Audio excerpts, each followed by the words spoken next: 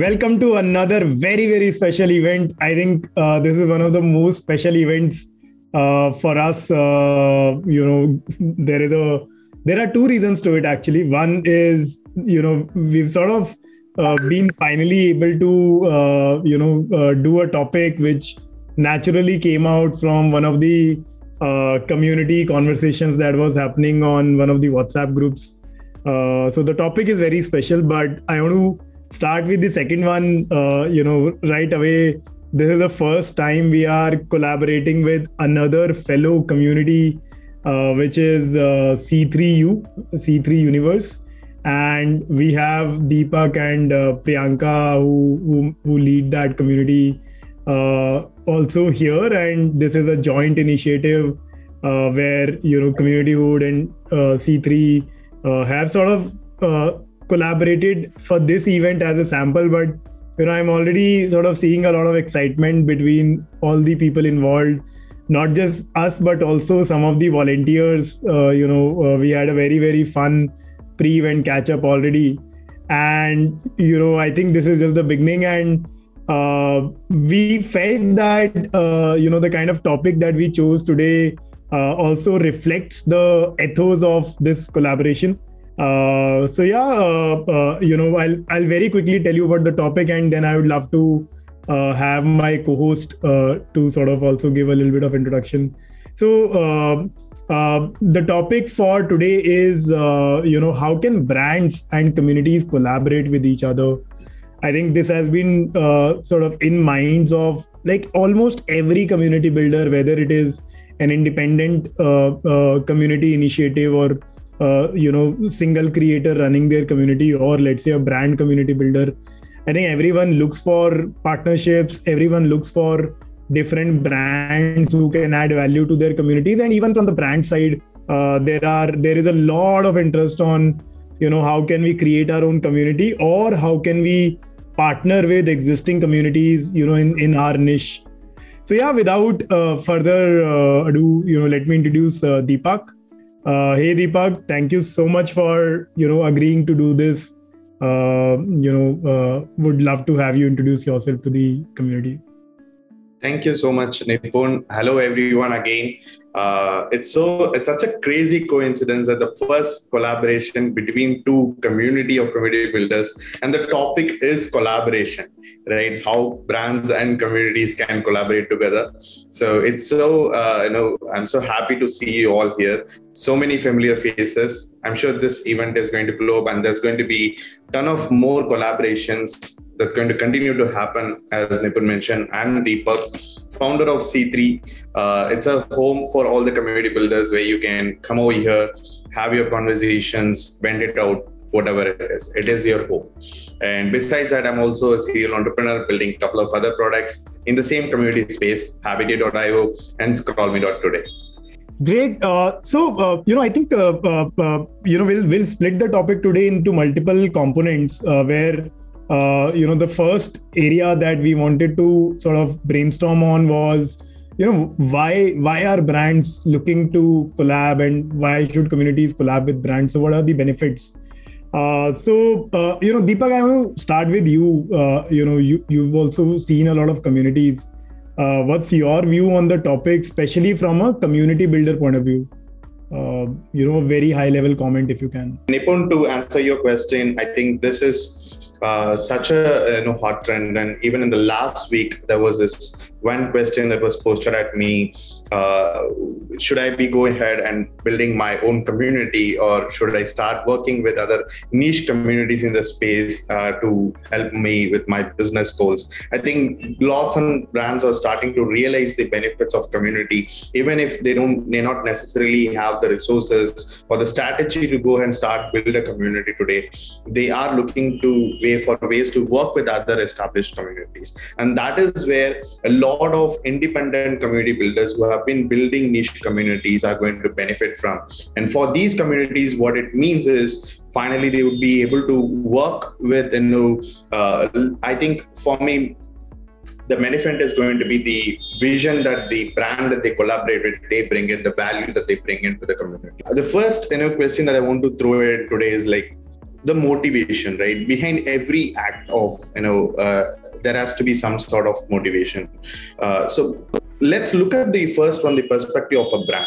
What motivates, according to you, what motivates a brand to go ahead and start collaborating with the community? What is that, initial motivation? I would like to start this off with Anuj. So I guess introductions first. My name is Anuj Sharma. I am the community manager at Motilal Oswal. It's one of the biggest broker companies in India, like 35 or 36 years old. And not taking much time, I guess, like we can connect on LinkedIn definitely. So I'm not going to go more on my introduction. Coming to the question which Deepak asked, I feel that after working for 2-3 brands, which my current organization is a legacy brand, like previous of 35 years and stuff. So I feel the need for community comes under two categories, like depending upon what the brand wants. So one is when brand wants to focus on the branding. And one is when the organization is focusing to build community, like business centric.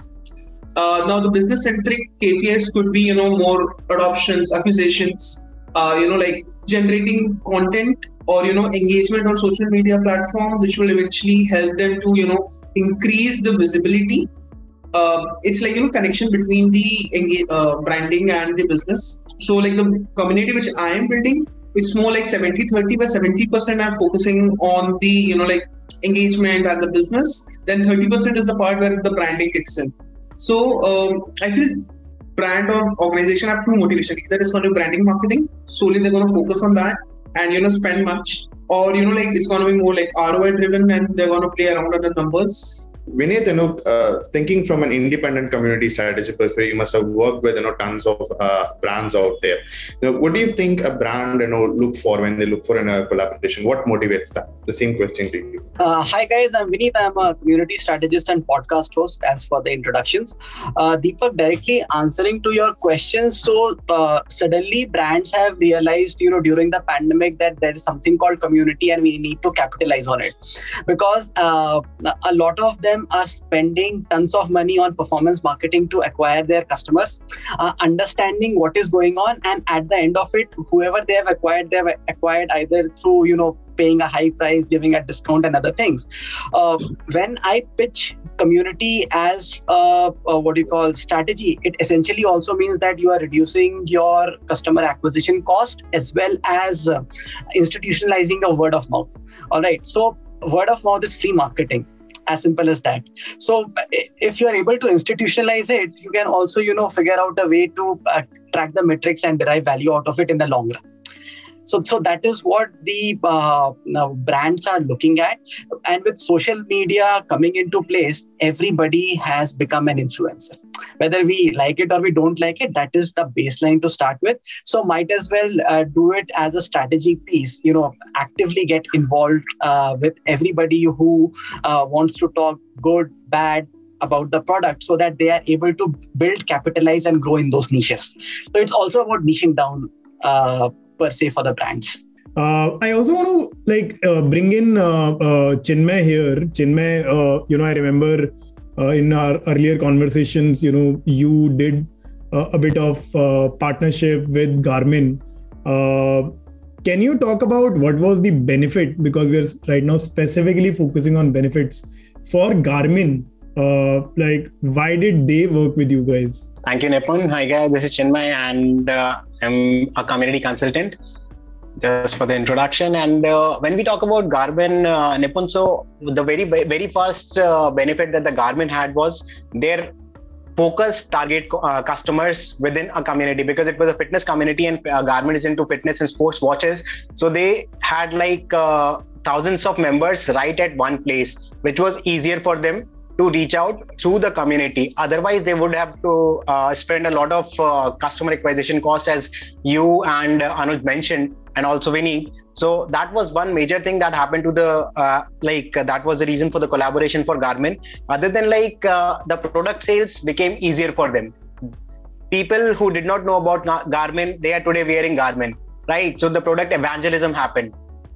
right? So these were major three things that happened when as a benefit for Garmin when they collaborated with our community. I want to bring in, Pavin into this conversation and ask her, considering, your experience in, working with, your organization, how is exactly you looking at this, working with the community different from traditional marketing per se? Considering the goals are typically the same, you are working with the community for acquisition or, as a branding exercise. How is that you look different from a traditional marketing? When it comes to traditional marketing, we've already discussed that cost of acquisition is definitely going to be very high, right?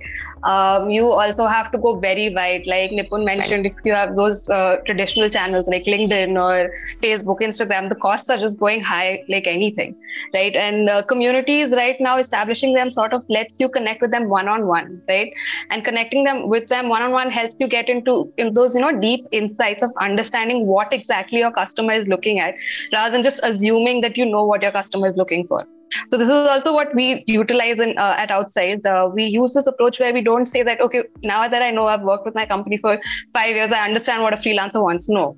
Every time we come up with something, we definitely make it a point to go back to the members, to the customers, that is, verify what they're looking for and then use that strategy. So this way is, sort of very different from marketing, a traditional marketing approach.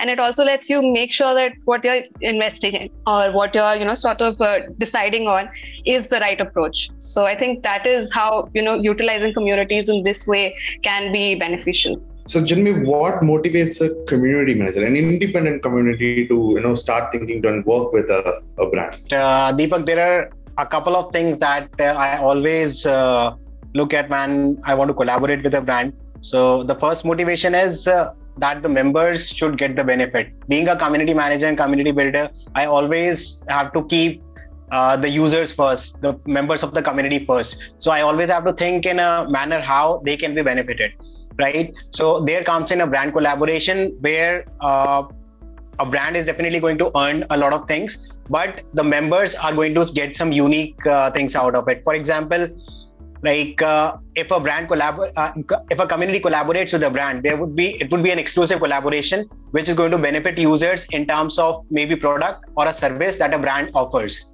Right?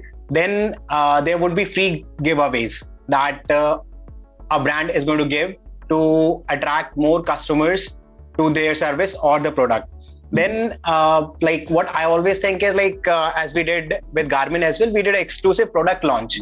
So it was first for all the community members. Before going out in the market, the community members experience it firsthand.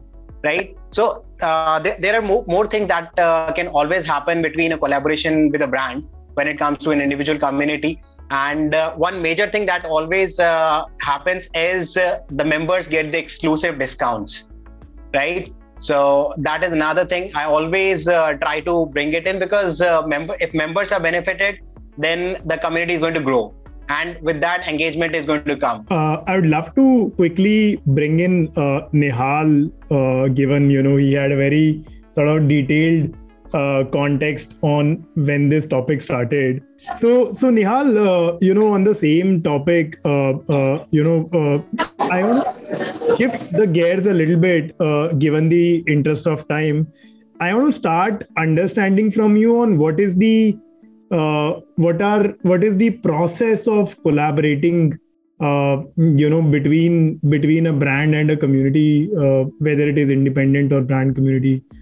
You have seen both sides of things, so maybe a neutral commentary from both sides will be helpful. We are very much realized on the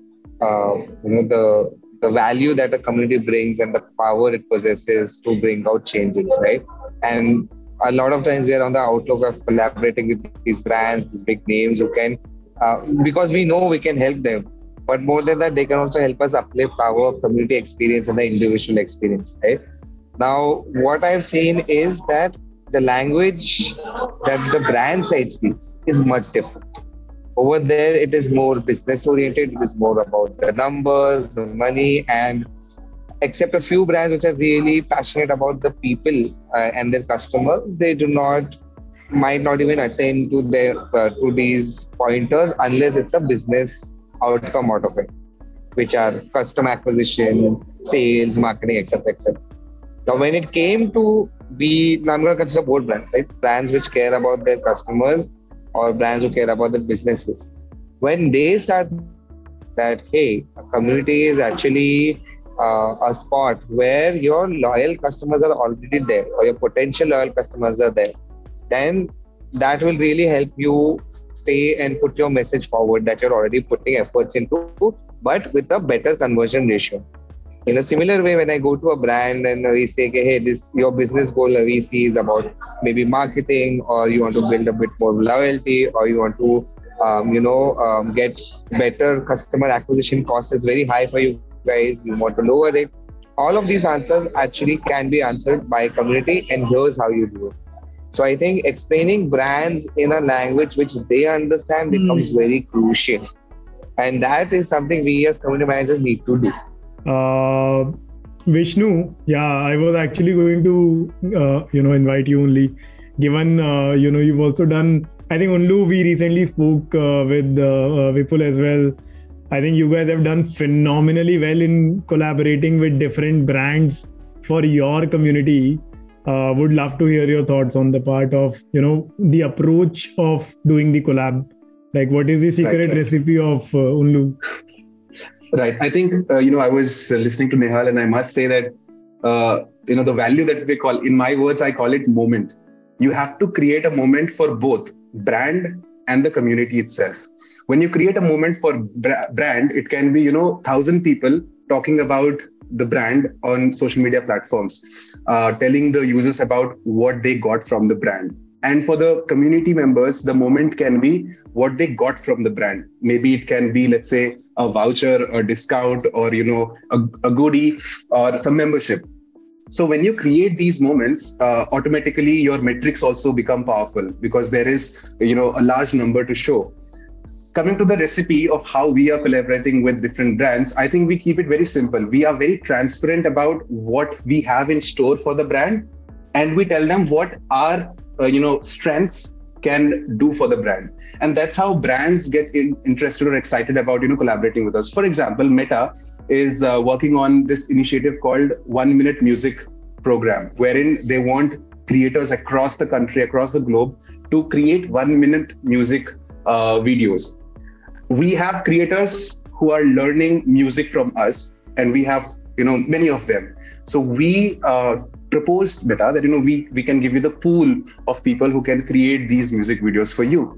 So then there was a collaboration wherein we gave the supply of users who created the music videos for our users. The moment was that Meta is going to boost our music videos, and they are going to give reach to our videos. And for Meta, the moment was that we got so many great creators from Unlu. So authenticity and transparency and keeping it very clear and smooth. Don't go with jargons that we're going to do this, we're going to do that. Just keep it simple. Boss, we're going to give you this, we're going to take this from you. And that's the basic fundamental I think value that you need to bring in when you're having a conversation. Second, I think one more very important recipe is about the overall output, how you're presenting it. Sometimes you do a lot of things, but you forget to present your things as well with the brand. So I feel that, as a community builder, whoever is taking onus of, the collaboration, they have to be very clear about how they are presenting the things, how clear are they presenting it, and are they missing out on any finer details or not. So please make sure that you are answering all the questions. Why are we doing this collaboration? What will bring, to this collaboration? How are we going to do it? When you make it very dumb, idiot proof, then I think anybody and everybody is going to understand the benefits of doing this collaboration, and you might get a confirmation mail soon from the brands that you're reaching out to. Is there a scale at which which you feel is a minimum viable scale for a community to start thinking of a brand? And why I'm asking this, Vishnu, to you is, I think while you guys have, normally you'd see communities boosting off millions of members, and then they sort of go to these brands that we have the scale, but you guys have a fairly tight smaller community, but very, very powerful, right? So what was the scale when which you started sort of seeing some success from these brands being ready to collaborate with you? See, you might have million community members, but your engagement rate might be 1%. Or you might have 1,000 community members, but your engagement rate is 40%. I believe that, when you have the confidence of the engagement rate of the community, you can go and talk to any brand.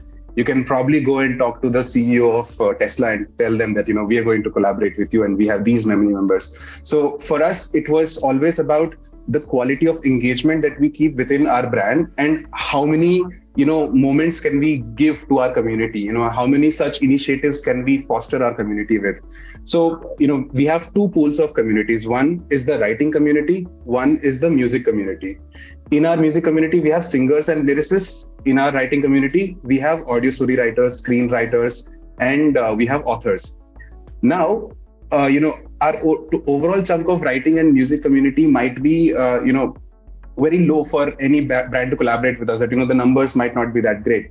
But that now comes down to quality. What is the quality of output can this community bring us?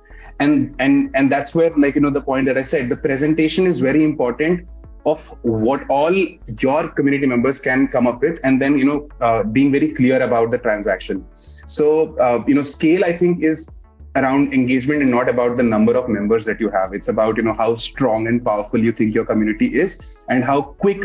And I also feel that, as a community manager or a community builder, you need to be that person who can, just send one message and there should be 50 people who should be ready to be there for you. If that's the case, then I think you can go ahead and collaborate with anybody. We even collaborated with the Goa government and, we promised them that, we are going to go collaborate with you, wherein we will probably help build a network of writers and musicians in Goa. Now, we don't have those many writers and musicians right now. If you look at it, if I think that I have only 1,000 writers and musicians, I would never have the guts to go and talk to the Chief Minister of Goa. But it is about, the quality that we think our model can produce in the state. So sometimes it's also about being very confident about the model that you have and how you can replicate that very well in different regions. So if you have a foolproof model, you can go and you can talk to any brands. I want to bring Vishnu Kaman onto this, session as well.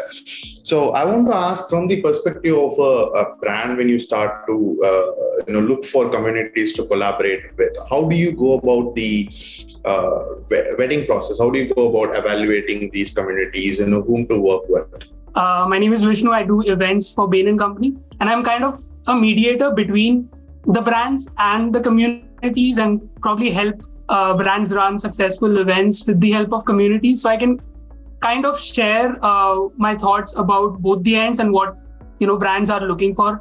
And I'm very aligned with what Vishnu mentioned. It's not just about the quantity; it's more about the quality. Because what brands are looking for is the memorable factor, right? Nobody wants to do the traditional way of marketing. That's what I think Humaira and Vineet had also mentioned, right? Nobody wants to do the traditional way.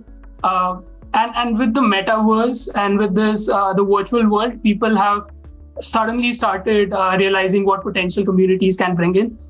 If I talk about some new brands who are utilizing it very well, Zomato, very big example, the kind of events that they do and the kind of communities that they bring together is huge. And not just for their own business, but the kind of memorable factor, the brand value, brand image that they're able to create based off that is huge.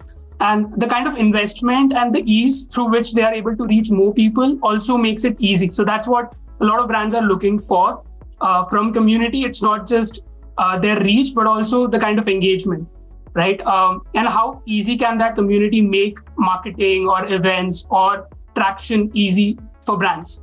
Number two, what I see is, communities help brands to get the first-hand experience, right? If you have a certain product, if you have a certain software service, communities can help you get a lot of feedback, especially for some of the new startups. That's what I see Cred doing a lot. Cred does a lot of events around communities.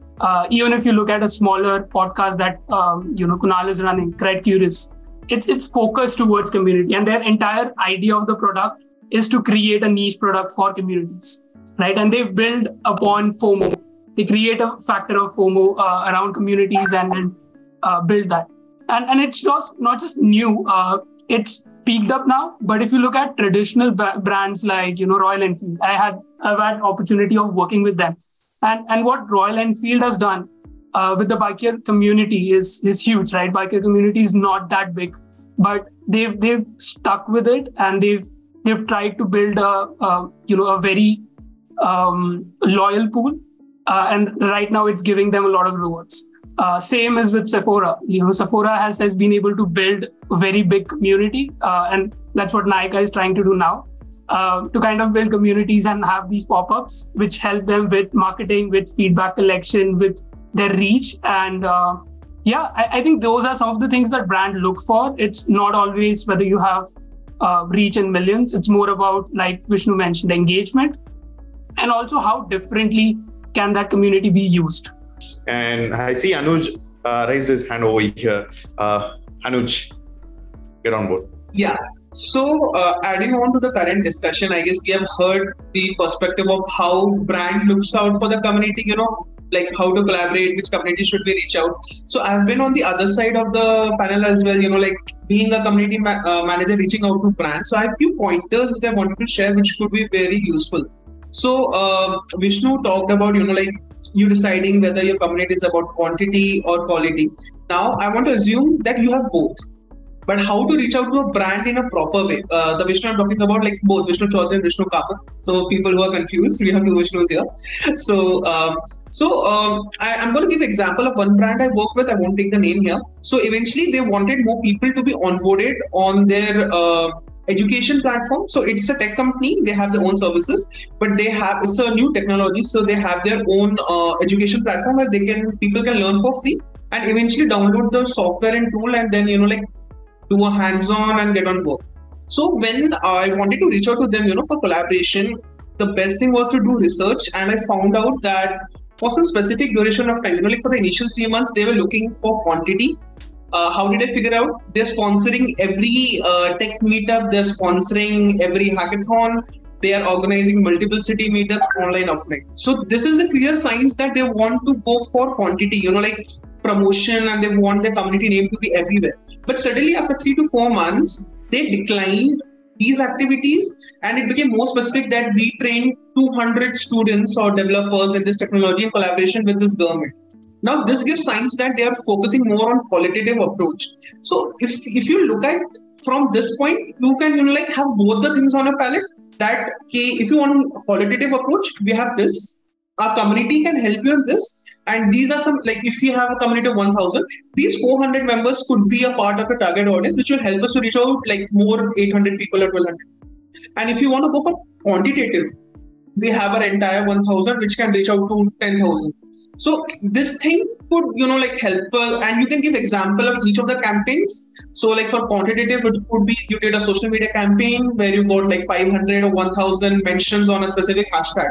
So this is the thing which I used to show that we did a campaign and we got this. And the other way could be that, right now we can say Nipun and Deepak organized this session and it impacted like 30 community builders. So now this is a qualitative approach. So this is one thing which I wanted to add. And, we were talking about the acquisition cost, right? So guys, it really helps convincing different stakeholders also from a brand point of view. So giving a rough example, so suppose that my company is onboarding 1,000 customers every month. So the current cost is 750. So this is just rough numbers, not the accurate ones. So when I joined in after a month looking at all the processes, I reduced the cost of 300 customers from 750 to 100 rupees. Now this triggered a chain reaction between different teams reaching out to me that we also want to do this, we also want to do this. So the best way to hit an organization is acquisition cost and the engagement cost.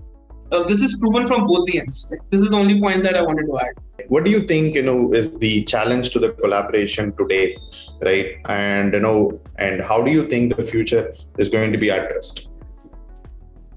It's going to be addressed in the future. Yeah. We can start off with Vishnu Chaudhary.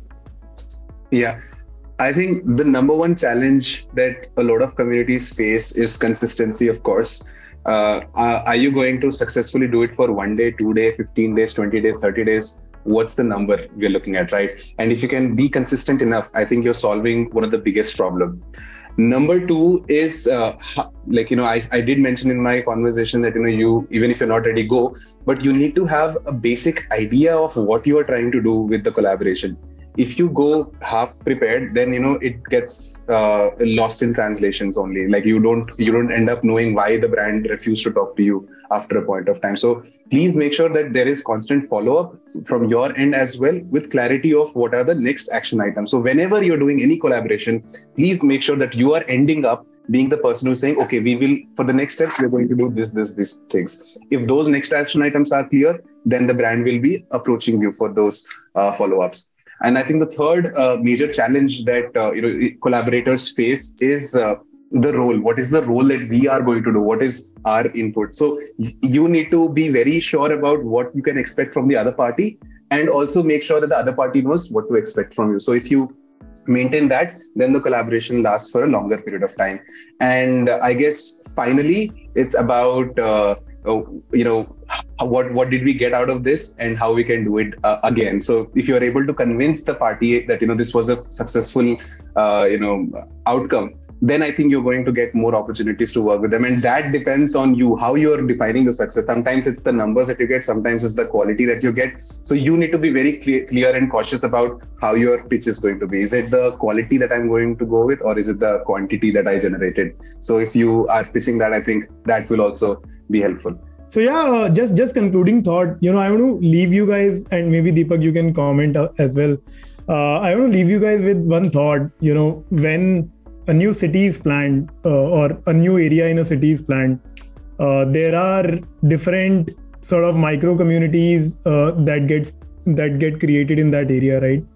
And once there is some critical, I don't know, what should I call it, critical activity, excitement happening in that specific micro community, you will start seeing a lot of brands opening their stores there.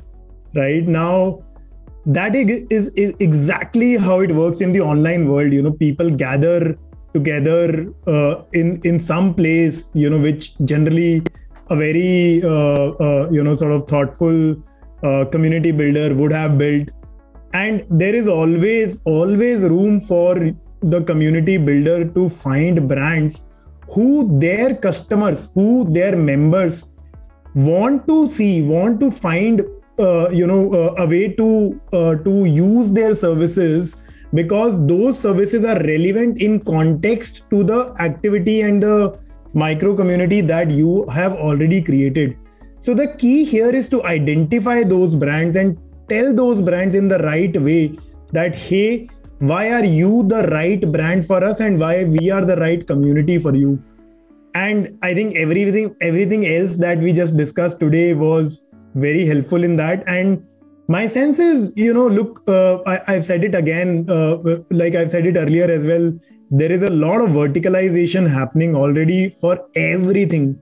And the more verticalization, like you see vertical content, vertical commerce, the more verticalization is going to happen, the more micro communities are going to come on the internet. And each of those micro communities will be, in a way, especially the online micro communities, in a way, be their own digital sustainable neighborhoods. And a neighborhood cannot be sustainable without the service providers, and brands are supposed to provide services. So this is what I feel, and I feel this is only going to increase from here. And it's our responsibility to enable these behavior in the community ecosystem. Thank you, Nipun, for beautifully summing it up. Just to add on, I think, yes, these from my side, I think independent community managers have a social, have a responsibility in here, because they represent their whole community out there. So to really understand and choose the right, brands to collaborate with, and have utmost transparency with the members on what sort of collaboration, the intentions behind the collaboration as well with the members. I think that's going to grow and grow as these collaborations start to happen in the coming times. So, but yeah, thanks everyone for being here. spending this whole 1 hour with us, listening to all these conversations. Thank you all speakers for sharing your experience. You have shared your personal stories. These are so valuable to I think to the whole community as such. So thank you everyone for being here. Nipun, this was great. We're going to continue to do more. Yeah. This is for the community, and I love the energy today. And thank you everyone for joining in and being patient with us. And I really, really look forward to see you again in our future events.